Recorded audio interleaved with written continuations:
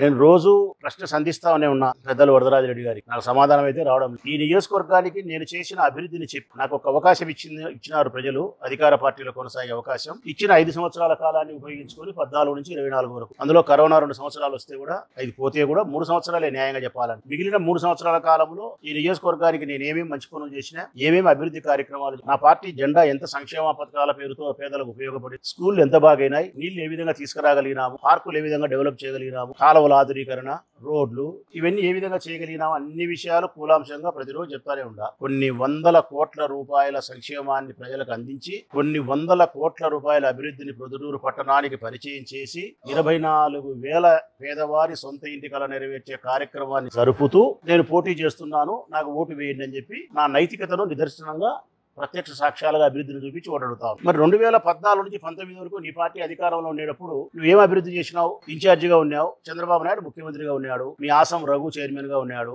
మరి ఏం చేసినావు ప్రొద్దుటూరుకి అడుగుతా ఉన్నా. ప్రభుత్వం దగ్గర నుంచి 1 కోటి రూపాయలు డబ్బు తెచ్చి ప్రొద్దుటూరుకి ఏమైనా అభివృద్ధి చేసినావా? ఒక జానడు స్థలం ఇచ్చి ఇల్లు కట్టించినావా?